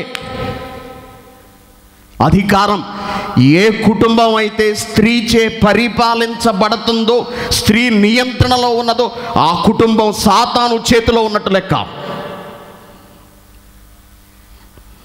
భర్త అధికారంలో లేని కుటుంబం, స్త్రీ అధికారంలో ఉన్న కుటుంబం సాతాను చేతిలో ఉన్నట్టు లెక్క. కారణం, అధికారం ఎవరికి ఇచ్చాడు దేవుడు? పురుషునికి. భర్తను అధికారం చెలాయించనివ్వకుండా, భర్త అధికారానికి లోపడకుండా స్త్రీ తన చేతిలోనికి అధికారం తీసుకుని పురుషుడి మీద పెత్తనం చెలాయిస్తే అధికారం కోరుకోవడం సాతాను లక్షణం. నీ భార్యకు సాతాను ఆవహించిందని అర్థం. ఆలోచించండి. దేవుడు చెబుతున్న పచ్చి నిజాలు వినడానికి కర్ణ కఠోరం, విని జీర్ణించుకోవడం చాలా కష్టం, విని బ్రతకడం ఇంకా కష్టం. మా వల్ల కాదు, మేము వినలేము ఇవి. అందుకని ఆడవాళ్ళు ఇవన్నీ చదవరండి, ఎక్కడా కూడా ఇలాంటివి చెప్పరు. ఇలాంటివన్నీ చెబితే సంఘంలో స్త్రీలు ఉండరు, ఇక ఆ సంఘానికి మేము వెళ్ళమండి అంటారు దేవుని పిల్లలు. కానీ నిజం చెబుతున్నాడు దేవుడు, భర్త పట్ల భయము కలిగి ఉండాలంటున్నాడు. 5వ అధ్యాయం 33 వచనం చూడండి. ఎఫెసీయులకు రాసిన పత్రిక, ఎఫెసీయులకు రాసిన పత్రిక 5వ అధ్యాయము 33వ వచనం. మెట్టుకు మీలో ప్రతి పురుషుడు తనను వలె తన భార్యను ప్రేమించాలి. Very good. భార్య అయితే తన భర్త యందు భయము కలిగి ఉండునట్లు చూచుకొనవలెను. భార్యలకు భయం లేనిది ఎవరి పట్ల తెలుసా అండి? భార్యలకు భయం లేనిది ఎవరి గురించో తెలుసా అండి? కేవలం భర్తల పట్లే. ఎవరికైనా భయపడతారు. అమ్మో పక్కింటి ఆవిడ అంటదేమో, అమ్మో పక్కింటి ఆవిడ చూసేస్తుందేమో, అమ్మో ఎవరిని ఏమన్నా అనుకుంటారేమో, మీ ఆయన అనుకుంటా ఏడు సైడ్ అండి. చూసారండి, భర్త పగలంతా పని చేసి అలసిపోయి ఇంటికి వస్తాడా అండి? కాళ్ళు చాపుకొని టీవీలు చూస్తుంటారండి కొంతమంది. మీ ఆయన వచ్చాడు కొంచెం ఏమన్నా చేసి ఉన్నా ఎలా ఉంటుందండి భర్తకి? ఇంటికి వచ్చేటప్పటికి పగలంతా పని చేసి వచ్చాడు కదా, నువ్వేదో టీ ఇవ్వటము, వేడిగా ఏదన్నా పెట్టడము, పాపం అలసిపోయి వచ్చాడు, ఆప్యాయంగా పలకరించడము చేయాలి. టీవీ సీరియల్లో మునిగిపోయి ఉంటుంది. దాన్ని బదులు కొట్టేద్దామంటే అది మన కష్టార్జితంతో కొన్నది. ఇప్పుడు అది మళ్ళీ కొనాలంటే నష్టం ఎవరికి? భర్తలకే నష్టం, విధి లేక గత్యంతరం లేక. అప్పుడు భగవంతుని ప్రార్థన చేస్తాడు, తండ్రి నాకు బాల్యాన్ని ఇచ్చావు తీసేసుకున్నావు, నాకు యవ్వనాన్ని ఇచ్చావు తీసేసుకున్నావు. లోకంలో ఎందరో నిమిషానికి 150 మంది చచ్చిపోతున్నారు తండ్రి, దీనికి మాత్రం చావు రావట్లేదు ఏంటి తండ్రి? సంవత్సరానికి 1,50,00,000 మంది 15 కోట్ల మంది చచ్చిపోతుండగా దీనికి ఇంకా చావు రావట్లేదు ఏంటి స్వామి అని మనసులో అనుకుని ఏమన్నా ఉండేవా అంటాడు, పైకి తీయగారు. అవునా? కారణం భర్త పట్ల భయము కలిగి లేకపోవడము. నీ భయం లేదా? ఏమన్నా దేవుడు అంటే భయం ఉంటుందా లేదా మనకి? మగాళ్ళని అడుగుతున్నారు, దేవుడు అంటే మనకి భయం ఉంటుందా అండి? లేదా? ఉంటుంది, ఉండాలి మనకి, మగవాళ్ళం కాబట్టి. అలాగే స్త్రీలకు కూడా భర్తల పట్ల భయము కలిగి ఉండేటట్లు చూసుకోవాలి అంటే నువ్వు భయపడాల్సిందే నీ భర్తకు. నువ్వు నీ భర్తకు లొంగితే, లోబడితే దేవునికి లోబడినట్టు లెక్క. దేవునికి లోబడి. మరి అలా లోబడిన వాళ్ళు ఎవరన్నా ఉన్నారా అంటే ఉన్నారు. ఒక విషయంలో తప్పు చేసినప్పటికీ కూడా అద్భుతమైన స్త్రీ శారా గారండి. పేతురు గారు రాసిన మొదటి పత్రిక 3వ అధ్యాయం చూడండి. 3వ అధ్యాయము 5వ వచనం. అటువలే పూర్వము దేవునిని ఆశ్రయించిన పరిశుద్ధ స్త్రీలను తమ స్వపురుషులకు లోబడి ఉండుట చేత తమ్మును తాము అలంకరించుకొనిరి. అలంకరణ అంటే ఏంటో మనకు తెలుసండి. ఆడవాళ్ళు బాగా అలంకరించుకుంటారు. స్త్రీ అలంకార వస్తువు అని చెప్పవచ్చు. అలంకరణ స్త్రీ చేసుకుంటేనే అందంగా ఉంటుంది. వెరీ గుడ్, కాదనట్లేదు. అయితే అసలు స్త్రీకి అలంకారం ఏమిటో తెలుసా అండి? స్త్రీకి అలంకారం ఏంటో తెలుసా? భర్తకు లోబడి ఉండటమే. ఏమంటున్నాడు? అటువలే పూర్వము దేవుని ఆశ్రయించిన స్త్రీలు, పరిశుద్ధ స్త్రీలు తమ స్వపురుషులకు లోబడి ఉండుట చేత తమ్మును తాము అలంకరించుకున్నది. వాళ్ళంతా బంగారం తగ్గేసుకున్నారు. అందగత్తే భార్య ఏమండి, చక్కగా ఐబ్రోస్ గీబ్రోస్ మేకప్ సెలూన్కి వెళ్ళి అన్ని టిప్ టాప్గా తయారైపోయి మంచి ఖరీదైన చీర కట్టుకున్నావు, డ్రెస్ వేసుకున్నావు, ప్యాంట్ షర్ట్ వేసుకున్నావు, బ్యూటీ క్వీన్లా తయారై వచ్చింది. ఇంటికి వచ్చేటప్పటికి వీడికి తింటాకేం లేదు. తలుపు తీసేటప్పటికి భార్య ఎలా ఉంది? ఎంతో సుందరంగా చక్కగా అలంకరించుకుని కనపడుతుంది. తినడానికి ఏమీ లేదు. కొంచెం ఆకలిస్తుంది. ఏం చేయలేదండి, ఇప్పుడే సెలూన్ నుంచి వచ్చాను. అప్పుడు భర్త కంటికి ఎలా కనపడుతుందో తెలుసా అండి? భర్త కంటికి ఎలా కనపడుతుందో తెలుసా అండి? తేడా వచ్చిన ఎక్కడ ఉందో? సామెతల గ్రంథము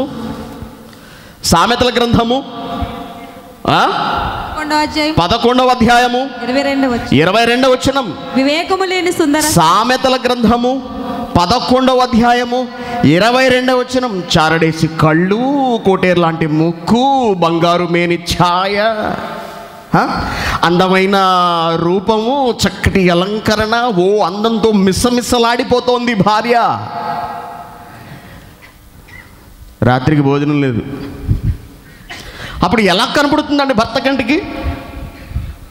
భర్త ఇంటికి వస్తాడు, భర్త నా యజమాని, భర్తను నేను జాగ్రత్తగా చూసుకోవాలి, భర్త ఆకలి తీర్చాలి, భర్తకు కావాల్సింది ఆయన ఆరోగ్య ప్రకారం వండి పెట్టాలి అనే వివేకము లేని భార్య స్త్రీ, సుందర స్త్రీ, అందగత్తె అయిన స్త్రీ, అలంకరణ చేసుకున్న స్త్రీ పంది ముక్కుననున్న బంగారు కమ్మి వంటిది.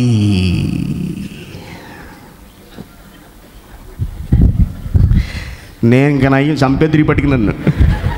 నేనేం అనలేదండి బాబు, బైబిల్లో ఉంది అది. పంది ముక్కుననున్న, పంది ఏం తింటుంది? మన ఇంటి దగ్గర పంది ఏం తింటుందండి? దాని ముక్కుకి ఏముంటాయండి అసలు? అవునా? పంది ముక్కుకి బంగారం ఉంటే ఏంటి? లేదా పందికి నెక్లెస్ వేసుకుంటే ఏంటి? పంది లిప్స్టిక్ వేసుకుంటే ఏంటి? లేకపోతే పంది వడ్డాణం పెట్టుకుంటే ఏంటి? అది పంది. పందెది. పంది ముక్కుననున్న వివేకము లేని సుందర స్త్రీ, పంది ముక్కుననున్న బంగారు కమ్మే. మీరు చాలా అదృష్టవంతులండి. దేనికి? మంచి అందమైన భార్యను దేవుడు మీకు ఇచ్చాడు అనగానే మనకి టక్కన ఏం కనపడుతుంటుంది? వాడి కంటికి వేరుగా కనపడుతుంటే మన కంటికి నిజస్వరూపం కనపడుతుంటుంది. దేవుని పిల్లలారా, కుటుంబ వ్యవస్థలు విచ్ఛిన్నం అయిపోవడానికి కారణాలు చెప్పుకొస్తున్నాడంటే దేవుడు. సుందరమైనటువంటి వివేకము లేని స్త్రీలు, భర్తకు లోబడని స్త్రీలు, భర్తలను పట్టించుకోని స్త్రీలు, భర్త మాటకు లొంగని స్త్రీలు, భర్తని కాలి కింద చెప్పులా చూసే స్త్రీలను నేను చూశాను. ఎంతోమంది నా దగ్గరకు వచ్చి, అబ్బో ఈయన అండి, ఈయన అసలు మాట వినరో, ఈయన సంగతి మీకేం తెలుసు అంటారు. నేను నా ముందే భర్త నిలబెట్టి, అతను ఎంత బాధపడతాడు, ఎంత బాధపడతాడు నీ భర్త. అతనికి అవమానం తీసుకురావడం కాదా? 10 మందిలో నీ భర్తను అవమానిస్తే నువ్వు ఎవరిని అవమానిస్తున్నావో తెలుసా? సాక్షాత్తు క్రీస్తుని అవమానిస్తున్నావు. కారణం, పురుషునికి శిరస్సు ఎవరు? క్రీస్తు. క్రీస్తుని అవమానిస్తే ఆ అవమానం ఎవరికి వెళ్ళిపోతుందో తెలుసా? సాక్షాత్తు తండ్రి అయిన దేవునికి. కారణం, క్రీస్తుకు శిరస్సు ఎవరు? తండ్రి, దేవుడు. దేవుని పిల్లలారా, సహోదరి మండలారా, నా తల్లులారా, నా చెల్లులారా, మీరు చాలా కీలకమైన బాధ్యతను కలిగి ఉన్నారు. తెలీదు స్త్రీలకు ఆ సంగతి. పురుషునికి సాటి అయిన సహాయం అనే అత్యంత కీలకమైన బాధ్యతను స్త్రీలు కలిగి ఉన్నారండి. మీరు సేవ చేస్తున్నది, మీరు పరిచర్య చేస్తున్నది ఎవరికో తెలుసా అండి? సాక్షాత్తు దేవుని కుమారుడికండి. సాక్షాత్తు దేవుని కుమారుడికి. మీ భర్తను కళ్ళల్లో పెట్టి చూసుకోండి, పరలోకం వెళ్ళిపోతారని చెప్పాడు. ఏం చేసిందని శారా? ఏం చేసింది శారా? భర్తకు లోబడి ఉండుట చేత అనగానే ఎంత మంచి సర్టిఫికెట్ ఇచ్చాడండి. దేవునికి విధేయులైన స్త్రీలు, అటువంటి స్త్రీ ఎక్కడికి వెళ్ళిపోతుంది? తప్పనిసరిగా మరణానంతరం క్రీస్తు 2వ రాకడలో పరలోకానికి చేరిపోతుందండి ఆత్మగా. వద్దా? ఇక్కడ భర్త మీద పెత్తనం చలాయిస్తే సరిపోతుందా? భర్తను 10 మందిలో కీడి చేసి సరిపోతుందా? భర్త పరువు తీసేసి సరిపోతుందా? ఈ రోజున ఏదో 10 దినాలు సంపాదిస్తున్నామని భర్త మీద కాలు రగరేస్తే సరిపోతుందా? భర్తను అవమానించేస్తే సరిపోతుందా? లేకపోతే ప్రార్థన చేసేస్తే సరిపోతుందా? ఏమంటే ఆడవాళ్ళు ఏమడుగుతుంటారు? చాలామంది పాస్టర్ని నా దగ్గర కూడా చాలామంది వచ్చాడు, రాయ్ గారు మా ఆయన మారట్లేదండి, కొంచెం ప్రార్థన చేయండి మీరు. ఏమండి, నీ భర్త మారట్లేదు అంటే ఇప్పుడు కారణం ఎవరై ఉంటారు? ఇదంతా విన్న తర్వాత మీకేమనిపిస్తుంది? నా భర్త దేవునిలోకి రాలేకపోతున్నాడు, దేవునిలో నిజాయితీగా ఉండలేకపోతున్నాడు, నా పట్ల కూడా నిజాయితీగా ఉండలేకపోతున్నాడు అంటే అసలు మూల కారణం ఎక్కడుంది? ఆలోచించండి. ఎక్కడుంది? ప్రార్థన చేస్తే భర్త మారిపోతాడా? భర్తను దేవునిలోనికి తీసుకురావాలంటే ప్రార్థన చెయ్యమని దేవుడు చెప్పాడా?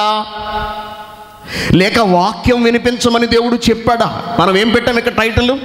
భర్తను దేవునిలోనికి మార్చాలి అంటే భార్యకు కావలసింది ప్రార్థన లేక వాక్యమా? ప్రార్థనలు చేస్తే భర్తలు మారరండి. కాబట్టి ఏం చెప్పాలి వాళ్ళకు? వాళ్ళకి ఏం చెప్పాలి? వాళ్ళకి ఏం చెప్పాలి? వాక్యము అనుకుంటున్నారా? వాక్యం అనుకుంటున్నారా? వాక్యం కూడా కాదండి. ఎంతటి స్థానాన్ని ఇచ్చాడో చూడండి ఒక్కసారి. ఎంతటి స్థానాన్ని ఇచ్చాడు. ఒక వ్యక్తిని దేవునిలోని కనుక నీ భర్తను నువ్వు దేవునిలోనికి మార్చాలి అంటే నా వరకు నువ్వు అసలు రాకన్నాడు దేవుడు. పేతురు గారు రాసిన మొదటి పత్రిక, ఇప్పుడు చూద్దాం, మనం చివరికి వెళదాం. ఇక పేతురు గారు రాసిన మొదటి పత్రిక 3వ అధ్యాయము 1వ వచనం, అటువలే స్త్రీలారా మీరు మీ స్వపురుషులకు లోబడి ఉండుడి. మీరు మొట్టమొదట ఏం చేయాలో తెలుసా? మీ స్వపురుషులకు లోబడాలి నీ భర్తకు. అందువలన వారిలో ఎవడైనను వాక్యమునకు అవిధేయుడైతే, వారు భయంతో కూడిన, వాక్యమునకు అవిధేయుడు అనగా దేవుడికి భయపడనివాడు, పట్టించుకోనివాడు, భార్యను పట్టించుకోనివాడు, కుటుంబాన్ని పట్టించుకోనివాడు, శుభ్రంగా తిరిగేవాడు, బాధ్యత లేనివాడు మారట్లేదు. అసలు ఎంత చెప్పినా, ఎంత ప్రార్థన చేసినా మారట్లేదు. అయ్యగారు పాస్టర్లు అందరి చేత ప్రార్థన చేయించాం, ఉపవాస ప్రార్థనలో పెట్టించాం, ఎంత చేసినా మార్పు రావట్లేదు అతనిలో. కారణం ఏంటో తెలుసా? మూలం ఎక్కడుందో తెలుసా? నీ ప్రవర్తనలో ఉన్నది అంటున్నాడు. దానిలో మొట్టమొదటి లోపం నువ్వు నీ భర్తకు లోబడకపోవటం. 2, నీ భర్త పట్ల భయాన్ని కలిగి లేకపోవటం. మళ్ళీ చదవమ్మా వచనం. అందువల్ల వారిలో ప్రారంభం నుంచి అటువలే స్త్రీలారా మీరు మీ స్వపురుషులకు లోబడి ఉండండి. భర్తలారా రాసుకోండి ఇవన్నీ. మీ భార్యలను మీరు పరలోకానికి పంపించాలి. వాళ్ళలో మార్పు తీసుకురాగలగాలి అంటే దేవుని వాక్యం మీరు వాళ్ళకు చెప్పగలగాలి. నువ్వు నా పట్ల ఇలా ప్రవర్తిస్తున్నావు, నీ ప్రవర్తన బాగోలేదు, నష్టం నీకే అని మీరందరూ మీ భార్యలకు చెప్పండి. అలాగే భార్యలారా రాసుకోండి, అటువలే స్త్రీలారా మీరు మీ స్వపురుషులకు లోబడి ఉండండి. అందువలన వారిలో అనగా పురుషులలో, మీ భర్తలలో ఒకవేళ ఎవరైనను వాక్యమునకు అవిధేయులైతే వారు భయముతో కూడిన మీ ప్రార్థన అనలేదు. భయముతో కూడిన మీ ప్రార్థన అనలేదు. భయముతో కూడిన వాక్యం చెప్పడం అనలేదు. భయముతో కూడిన మీ పవిత్ర ప్రవర్తన చూసి, మీ ప్రవర్తన చూసి, వాక్యం చెప్పాల్సిన అవసరం లేకుండానే తమ భార్యల మీ నడవడి వలన మీ భర్తలను దేవునిలోనికి రాబట్టవచ్చు. నువ్వు ప్రార్థన నాకు విషయం చెప్పకస్సలు అన్నాడు. ఏ విషయాన్నైనా నాతో చెప్పమనే దేవుడు కుటుంబ విషయానికి వచ్చేటప్పటికి భార్యనే గద్దిస్తున్నాడు. మొట్టమొదట నువ్వు నీ భర్తకు లోబడట్లేదు, అందుకే వాడు అలా తయారైపోయాడు. నీ భర్తను నువ్వు లెక్క చేయట్లేదు, నీ భర్త పట్ల నీకు భయం లేదు, అందుకే వాడు అలా తయారైపోయాడు. వాక్యానికి అవిధేయుడైపోయాడు. అంటే నీ భర్త కఠినంగా మారిపోయి దేవుని మాటకు లోబడక నరకానికి వెళ్ళిపోతే నిన్ను కూడా దేవుడు నరకానికి తోసేస్తాడు. వాడు అలా తయారవడానికి కారణం భార్య. మీ భర్తలకు లోబడి, మీ స్వపురుషులకు లోబడి ఉండండి. 10 మందిలో తీసేస్తారండి అంతే మాట భర్తను. మీకెందుకు మీరు ఊరుకోండి,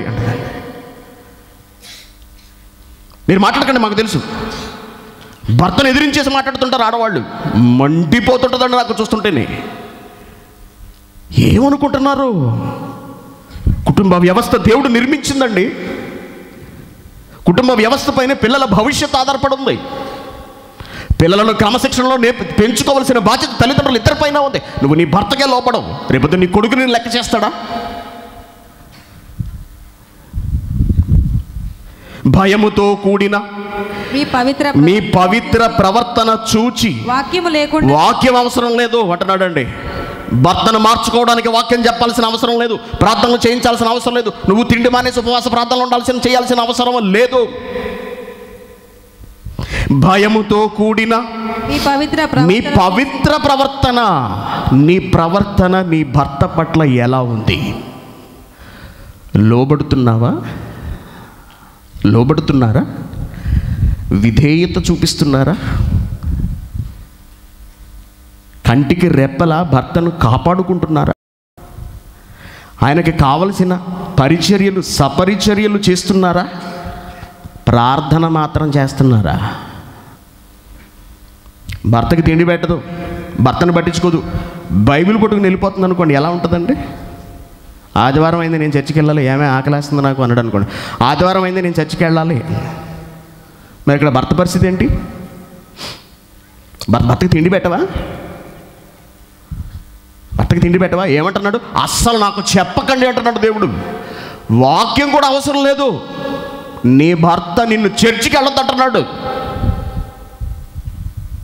నువ్వు చర్చికి వెళ్ళడానికి వెళ్ళలేదు, మొద్దుండి పెట్టట్లేదు, నువ్వు చర్చికి బయలుదేరావు, కూర్చో నోరు మూసుకుని లోపల వడచేయి అన్నాడు అనుకోండి, పోరా నా కుక్క అని వచ్చేయడం కాదు. మారు మాట్లాడకూడదు అక్కడ. నీ భర్త వద్దన్నాడా, ఆగిపో అంతే అక్కడ అన్నాడు. వాక్యం జోలికి నువ్వు రాకో. నీ పవిత్ర ప్రవర్తన, నీ ప్రవర్తనతో నువ్వు దేవుళ్ళలోనికి తీసుకురావాలి. నీ భర్తను ప్రేమించు, ఆయనకు లోబడు, ఆయనకు కావలసింది సమకూర్చి పెట్టావనుకో.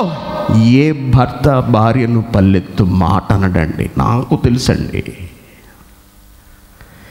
ఏ భార్య భర్తను పల్లెత్తు మాట అనడండి, తెలుసా? ఎవరు అనరండి. ఎందుకు తిడుతున్నాడు, ఎందుకు కొడుతున్నారంటే విసిగిపోయి చేసేది ఏమి లేక ప్రకృతిని ఆశ్రయిస్తున్నాడే తప్పించి, నువ్వు తిన్నగా ఉంటే, భార్య తిన్నగా ఉంటే ప్రకృతిని ఆశ్రయించాల్సిన అవసరం ఏముంది? ఏమండి, కడుపున పుట్టకపోయినా భార్యను కన్న కూతురిలా చూసుకుంటాడు భర్త, తెలుసా? ఆడవాళ్ళకి తెలియని రహస్యం అండి. మీరు మీ భర్తలకు లోబడిపోతే, మీరు మీ భర్తలను అమితంగా ప్రేమించి లోబడి గౌరవిస్తే, మీరు లేకుండా ఒక్కరోజు కూడా భర్త బ్రతకలేడండి. భర్తకున్న ఏకైక బలహీనత ఏంటో తెలుసా అండి? తన భార్య అండి. భార్య దగ్గర లేని ఏ పురుషుడి జీవితము సక్రమంగా ఉండదో తెలుసా అండి? మనశ్శాంతిగా ఉండడు అతడు. శుభ్రంగా తాగేసి సర్వనాశనం చేసుకుంటారు ఆరోగ్యాన్ని. కారణం ఏంటో తెలుసా అండి? భార్య మనసుకు దగ్గరైన స్త్రీ. అర్థం చేసుకుంటుంది అనుకున్న భార్య అపార్థం చేసుకుని అవమానించి బాధ పెట్టి బజారు కీడిస్తే భర్తలు భరించలేరండి.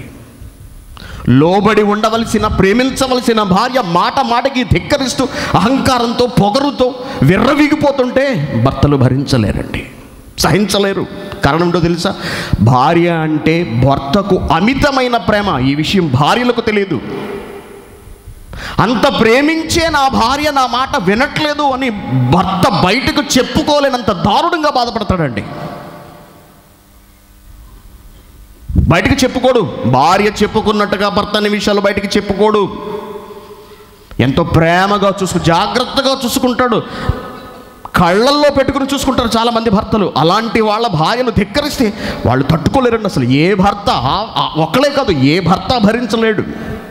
కారణం, దగ్గర తల్లిదండ్రులు. ఏమన్నాడు దేవుడు? పురుషుడు తన తల్లిని తండ్రిని విడిచి తన భార్యను హత్తుకుంటాడు. ఏమంటే మనం ఎవరిని హత్తుకుంటాం చెప్పండి? మనం హత్తుకునేది ఎవరినో తెలుసా అండి? మన కడుపున పుట్టిన పిల్లలండి. ఇంకెవరిని ఎక్కువగా మనం హత్తుకుంటామా? గుండెల మీద వేసుకుంటాం, నిత్యం ఎత్తుకుంటాం, దగ్గరగా మన పిల్లలు ఉండాలనుకుంటాం. భర్తను అలాగే పెట్టాడండి దేవుడు. తన భార్యను ఆప్యాయతతో, ప్రేమతో, అతి మిక్కిలి ప్రేమతో ఆప్యాయంగా హత్తుకుంటాడండి భర్త. అంత ప్రేమించిన భార్య ధిక్కరించేటప్పటికీ, ఎదిరించేటప్పటికీ మాత్రం ఏం చేస్తాడు? ప్రకృతిని ఆశ్రయిస్తాడు. కాబట్టి దేవుని పిల్లలారా, మీ భర్త మారట్లేదు, కుటుంబాలు సర్వనాశనం అయిపోతున్నాయి, పిల్లలు పాడైపోతున్నారు అంటే దానికి కారణం 100% ఆఫ్ కోర్స్ కుటుంబాన్ని పట్టించుకొని పురుషులు ఉన్నారు. ఆ కారణంగా భార్యను కాల్చుకు తినేసే పురుషులు ఉన్నారు. నిష్కారణంగా భార్యలను కొట్టే పురుషులు ఉన్నారు. వాళ్ళ విషయంలో కూడా చెబుతున్నాడు, నీ భర్త ఎలాంటి వాడైనా అతనిని విడిచిపెట్టడానికి ఎంత మాత్రము వీల్లేదు. ఎందుకో తెలుసా అండి? భర్త మంచోడైతేనే కాపురం చేస్తావా? మనం మంచివాళ్ళం కాకపోయినా క్రీస్తు మనల్ని ప్రేమించి రక్షించాడా లేదా? మనం ఏదో మంచివాళ్ళం అని మనల్ని ప్రేమించాడా అండి యేసుక్రీస్తు గారు? నో, మనం చెడ్డవాళ్ళం అయినప్పటికీ మనల్ని ప్రేమించాడు.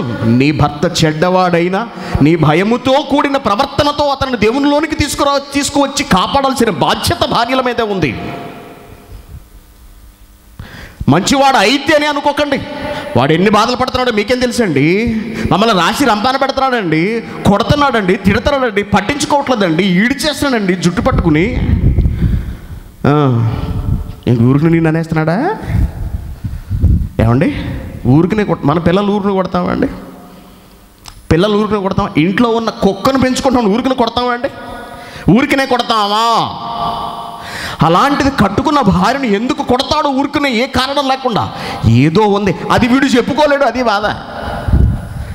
సమస్య ఏంటంటే పురుషుడు చెప్పుకోలేడు గబుక్కున, భార్య 1కి 10 చెప్పేద్దంతే. భార్య మాట్లాడుతుంటే ఆశ్చర్యపోతుండా అంటే ఓ గలగల గలగల గలగల ఓ చెప్పేస్తుంటారు లేని అబద్ధాలన్నీ. నిజం చెప్పలేడు పురుషుడు.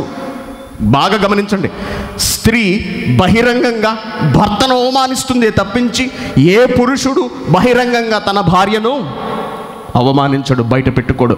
భార్య మీద పోలీస్ స్టేషన్కి ఎక్కడు, భార్య మీద పంచాయతీలు పెట్టడు. తన మనసులో కుమిలిపోతాడు తప్పించి. అది స్త్రీ అయితే అలా కాదండి. పిలవండి పెద్దోళ్ళని, నేను వెళ్ళిపోతున్నాను, పెట్టుబడి చదువుకోవడం వెళ్ళిపోవడం. వాళ్ళ బామ్మర్దులను వాళ్ళని తీసుకొచ్చి భర్తను కొట్టించేయడం. దేవుని పిల్లలారా, మార్పు రావాలి, మార్పు రావాలి. మారవలసింది భార్యలు, మార్పు రావాల్సింది మీ ప్రవర్తనలో. లోబడాలి, అధికారాన్ని కోరుకోకండి, పెత్తనాన్ని కోరుకోకండి, ప్రేమించండి భర్తలను. ఏమన్నాడు ఎఫెసీయులకు రాసిన పత్రిక 2వ అధ్యాయము 5వ అధ్యాయము ముగించుకుందాం. ఇక ఎఫెసీయులకు రాసిన పత్రిక 5వ అధ్యాయము 24వ వచనమా?